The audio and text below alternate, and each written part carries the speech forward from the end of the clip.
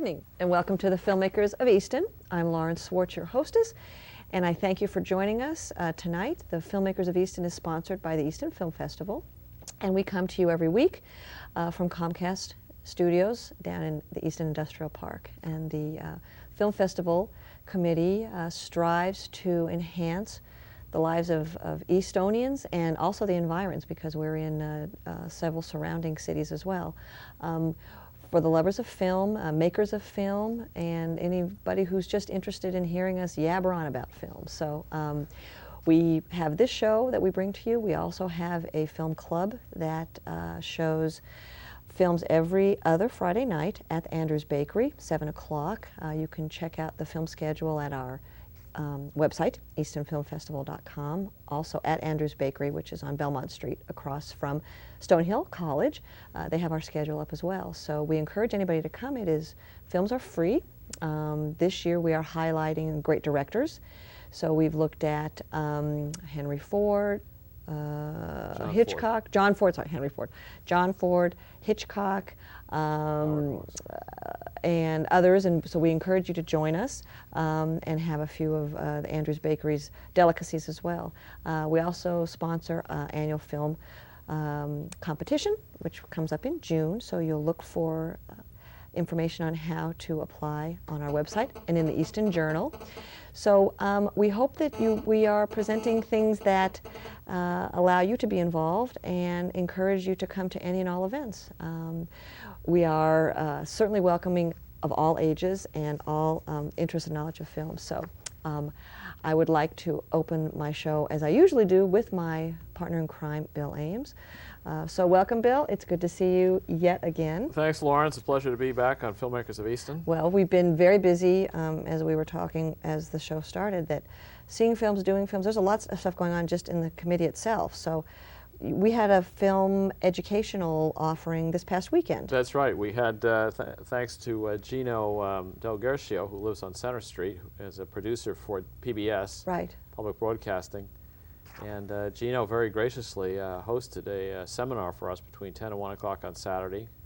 And he had his cameraman in from London, Simon, I forget the fellow's last name, but it was just fascinating. And about 8 or 10 of us there, and we learned different techniques for interviewing, how to set up the interview, how to do the background on the interview, not the physical background. Sure. A lot of little tricks of the trade. And he showed us their most recent project, which was very interesting. So I think we really benefited. It's very sort of motivational. Great. And it was free of charge. Free of charge, that's right. Well, and then even got coffee. But the exciting thing is that this stuff is sitting right here in our town, so that anybody who wants to learn more can, and you don't have to go to college or anything like that. It is extraordinary because Gino is, he travels the world and makes these documentaries. Sure. And so he's as good as it gets in that world. He's been a guest on the show. His son is an aspiring filmmaker. He's been a guest on our show. Yeah, Gino's been very supportive of the film festival. Yeah. So that's exciting. Very good. Yeah. And nice. You also told me you went to the movies this weekend. I did. We saw an Oscar-nominated film about 1 million nominations. 11 nominations called The Aviator, about Howard Hughes. Right. And I liked it. It's a true story. Okay. So that's interesting. And of course, once again, the special effects stole the show. I mean, they recreated that couple of the airplanes, and you can just see how these special effects are taking over Hollywood. Right. Well, but in reverse, I saw a film that didn't have any of that kind of stuff, but I still want to talk on The Aviator because it has created a lot of Oscar buzz. The Oscars are at the end of this month, and but a story of an individual, Howard Hughes, that continues to interest people. He was a real swashbuckler type, and had a lot of money, and was willing to roll the dice. Yeah, it went right to the wall. And he was wonderful. DiCaprio was wonderful. Leonardo DiCaprio really had a good role. I mean, he had a chance to act, so it was good for him. Wow. I mean, it was not just like that Titanic thing, which he got kudos for. He just but it fell into. He didn't have to. He could. Right. Didn't have to do much work. Think it's going to pull many of the awards it's nominated for? I don't think so. I think that what I hear about $1 Million Baby and things like that are much more. I mean, Howard Aviator is about a rich guy, right? Basically, and I don't think Hollywood wants to go there. I think they want to go to $1 Million Baby. And right. Something about a little something different. That would be my Right. guess. Well, I saw the film at the other end of the spectrum, also a nominated film, which was Sideways. No special effects. An absolutely delightful film, more on the indie film kind of genre than a Hollywood blockbuster like $1 Million Baby or Aviator or any of that kind of stuff. But completely wonderful story, wonderful, real actors, a real story. It was a lot of fun. Thomas Hayden Church, a lot of fun to watch.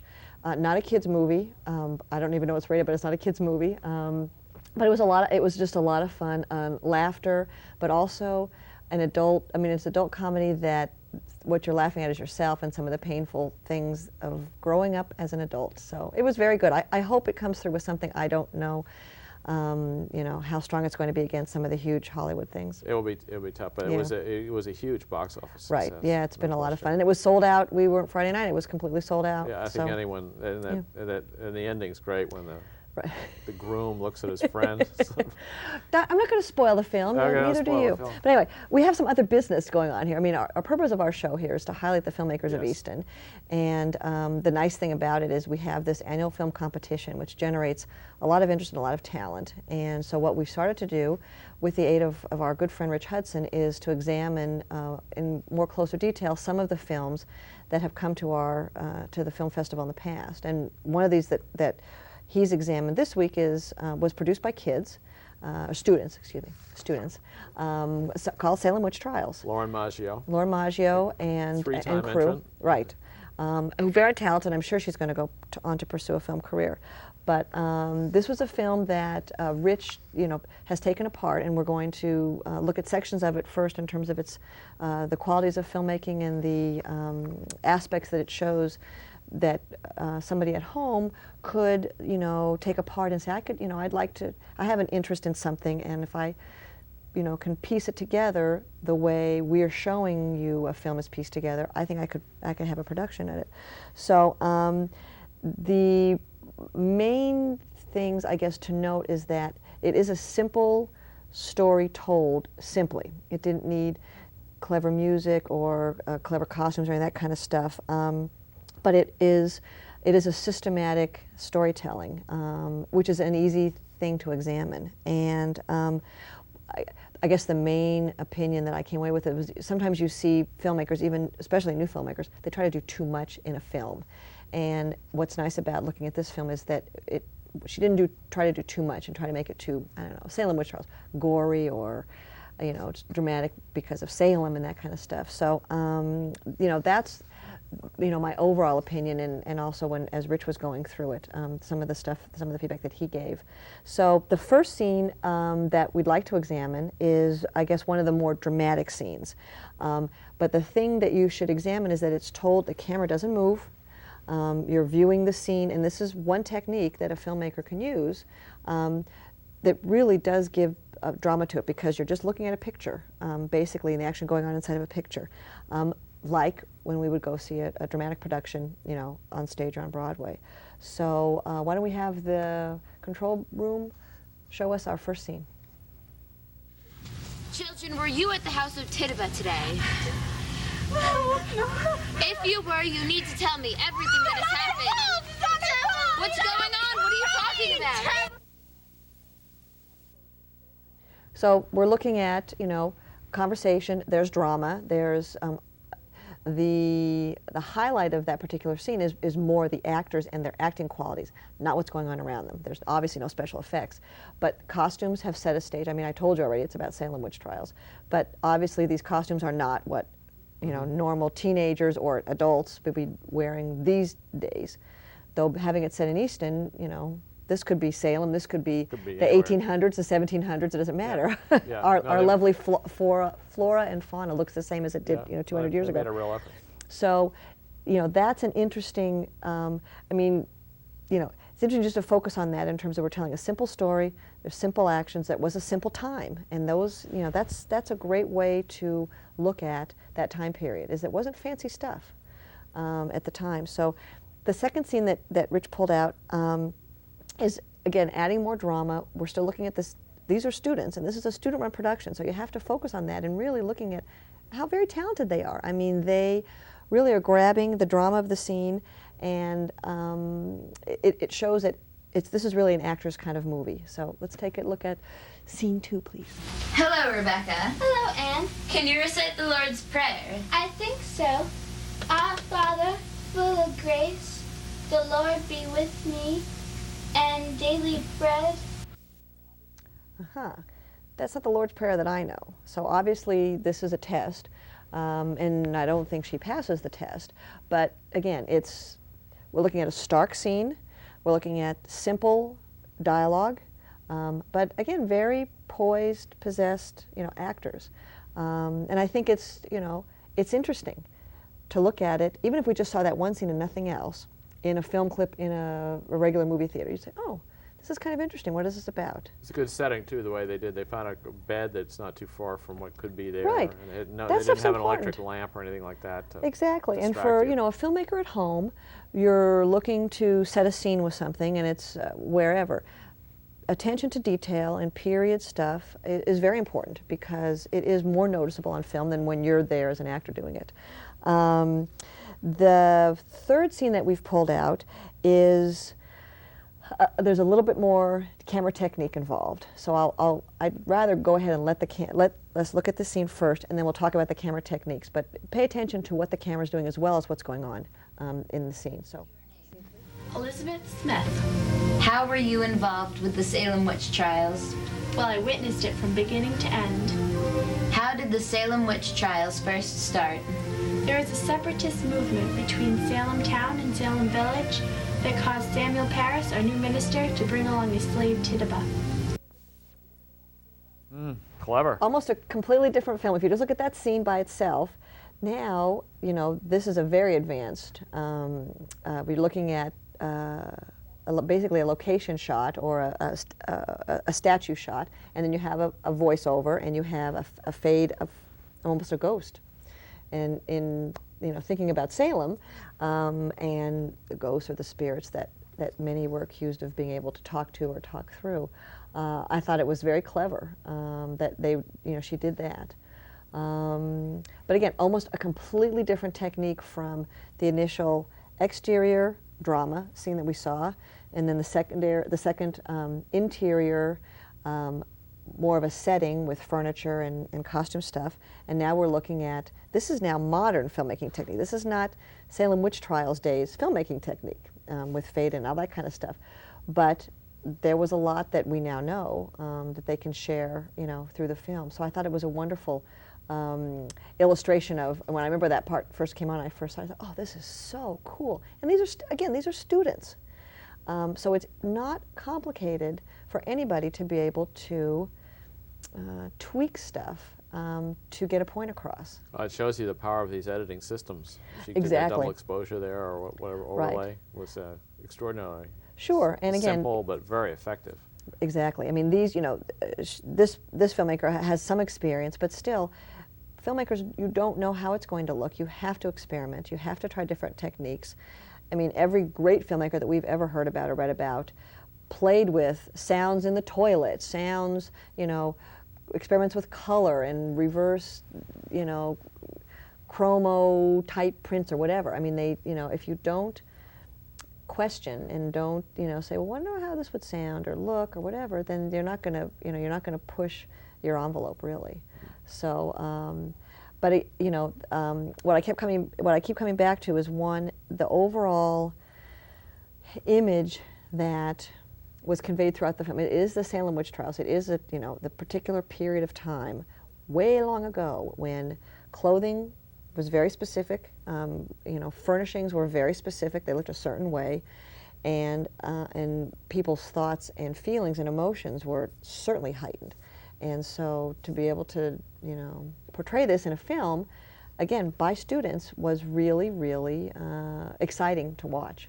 So I think, that's the best thing. And then, again, these are, student actors, and for them to be able to create drama themselves, not all kids are good actors, and when they're acting with each other and filming each other, there's a lot of the giggle factor and that kind of stuff. So, true talent. I mean, I think really, so. Yeah, really. no question.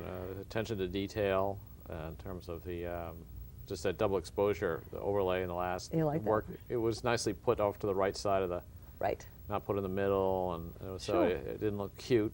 And it was well placed. Right. It was, nicely done. And we'll now watch the entire film, and you'll see how nice the placement is and how well everything flows very well. It's a very chronologically told story that, again, the costumes, the sets all match the period. So like you said, the attention to detail is, and I think what you'll also find, and what I enjoyed, is there's not too much time spent on any one scene.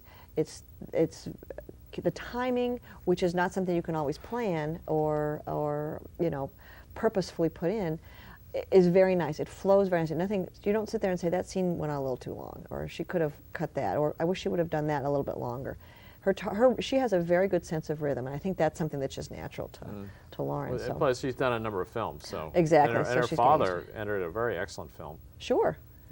Making of the King and I. So I Exact- think there's a lot going on in that family Yeah. in terms of filmmaking and Some have it.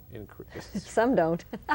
Anyway, why don't we go ahead and view the entire film, and so that folks at home can see how these elements of a costume, timing, camera, shots, all that kind of stuff comes together for a really very nice production. So.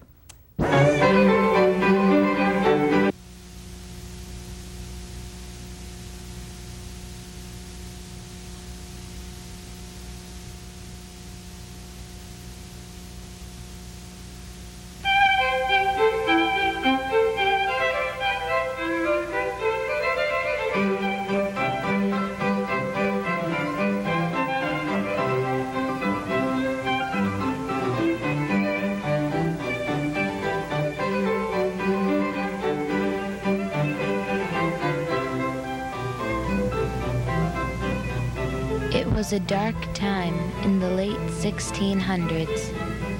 Tales of witches and fortunes were being told. What started out as a child's game soon became much more.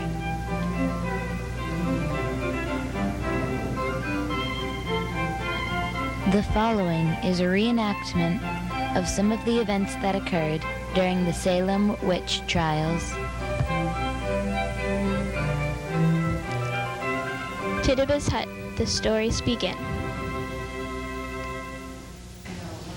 Come, girls, let me tell you a future. What does it say? Watch out, there's much danger. Danger for her? No. Behind, danger. Watch out, I see terrible event. Oh, no. What does that say? Oh, you don't want to know. Now don't go telling everybody. Why not? No, it's just for us. Can I read other people's hair? No. I hear him. He's coming. Can't you hear it? He's coming. Can't you hear him? He's coming. He's coming. He's coming. Make him go.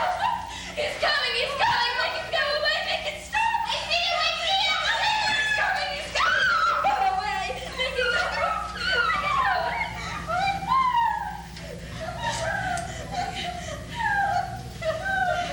Make him go away. Please make him go. Silence, child. What is he going to do to us? Quiet, child. No more stories. Ann Putnam's involvement, how the accusation started.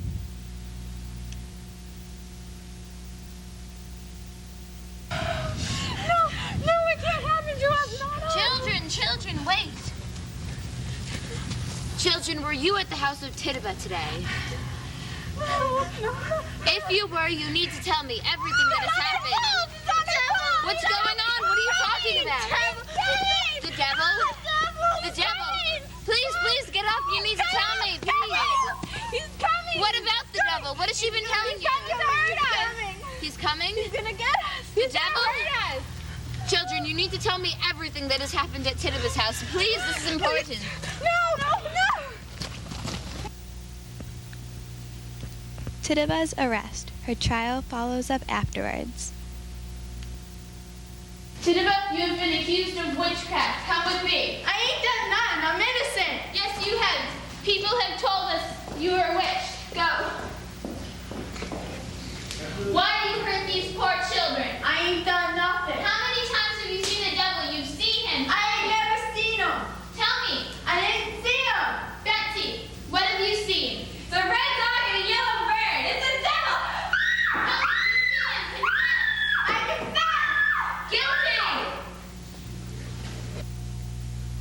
Rebecca Nurse. The accusation. Okay. Hello, Rebecca. Hello, Anne. Can you recite the Lord's Prayer? I think so. Our Father, full of grace, the Lord be with me, and daily bread. Girls, is this her? It's her! Anne, what's the matter? What's happened? You are coming with us, Rebecca.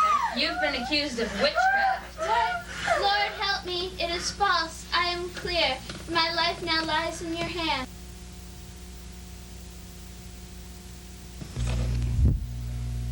Interviews. Questions to the actors reflecting the outcome of the Salem witch trials. What is your name? Anne Putnam. George Burroughs. Were you involved with the Salem witch trials? Yes, I was. Yes. Were you the accuser or the accused? I was the accuser. The accused. What was your life like before the trials? I was just like a regular girl with my friends. I played and then I had lots of chores to do. I was a reverend, but I lied and didn't baptize like my children. How did you first become involved with the trials?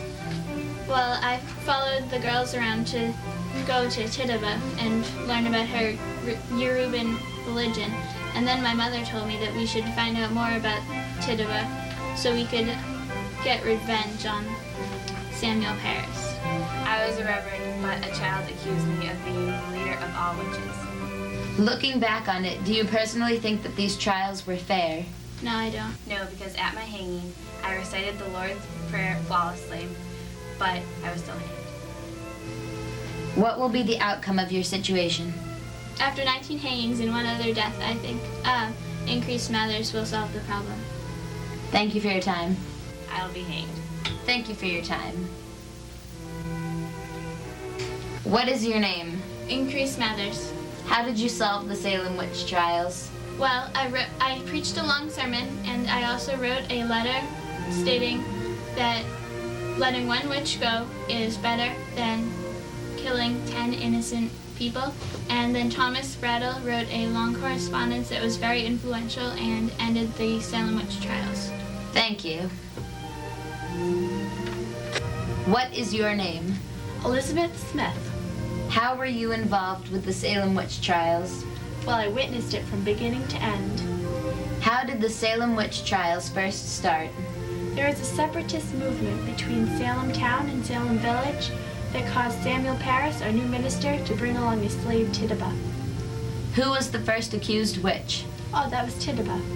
Who judged the trials? Jonathan Hawthorne. Who else was involved with the Salem witch trials? Well, to name a few would be George Burroughs, Samuel Parris, Rebecca Nurse, Sarah Good, Sarah Osborne. The whole town was pretty much infatuated with it. And do you recall how many people were hanged as a result of this? About 19, and one was pressed to death.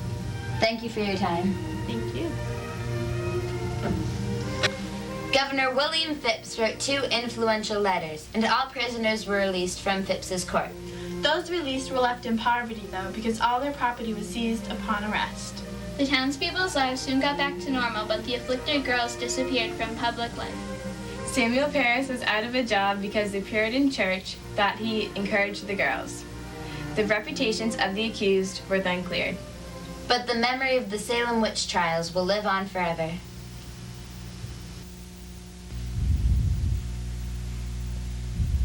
My life lies now in your hands. If I would confess, I should save my life. O Lord, help me. I am wholly innocent of such wickedness. God knows I am innocent.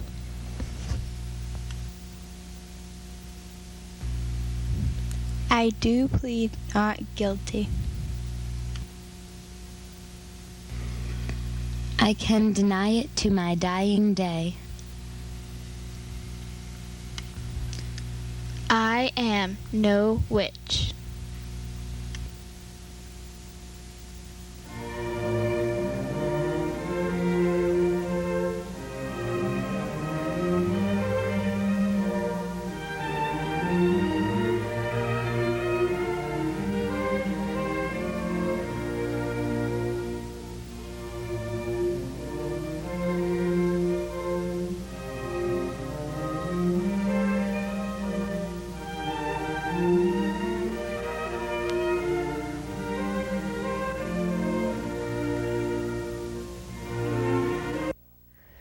So, how you like that? Oh, I was so impressed. It's National History Day project for anybody who hasn't had an 8th grader is something that the school district adds to the curriculum every year, and the kids have many different opportunities to do their project. Obviously, filmmaking one of them, but so to look at this as a class project is one thing, but to look at it as the telling of a story, whether you know or know nothing about the Salem witch trials. As I said at the beginning, it's a chronological telling of what happened. You see some scenes. You see the actors acting it out in period clothing and setting. But then you hear what I liked was the second part of the film, basically, which is the voiceovers, what you're looking at headstones, and then the final voiceovers, which are up in Salem, engraved in the monument, memorial to the witch trials, that are supposedly the words that these 19 accused said. So it's certainly an impressively dramatic production for not being a Hollywood production, I guess, or an indie film, but really the actors, we understood the dialogue, and as well, I liked the parts that I liked were the titles, black on red, red on black, which denote, I guess, an ominous feeling, and I'm sure there was thought as to what that looks like as well.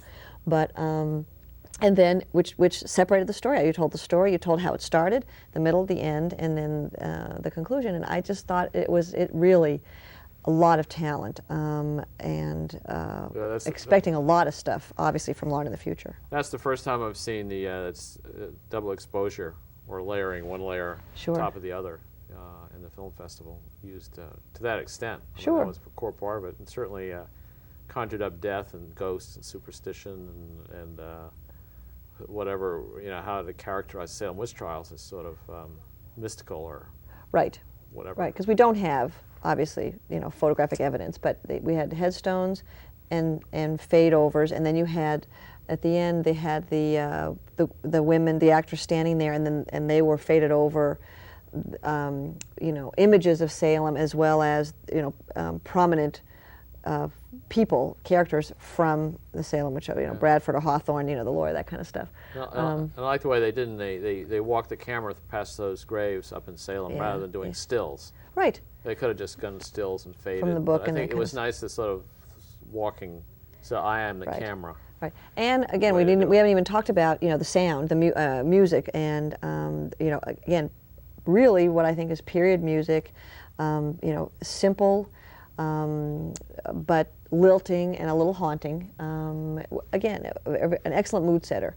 It's surprising what tones can be set, by thinking ahead with titles, sound, costume, setting, and how you want to tell the story. You could tell the story from the end to the beginning if you wanted to, which I'm sure there's been some renditions of Salem in that way as well. But this is how she chose to tell the story, which was much more informative, I think, because many people ask, well, how did that start? We know about it. We know it's Salem and it's Halloween, but what are the details? So she did an excellent job. So thank you again. Our time is up. If you could join us next time, I want to thank the Northeastern Savings Bank for sponsoring, and see us again next week at Filmmakers of Easton. I'm Lauren Swartz, joined by Bill Ames. Thank you so much.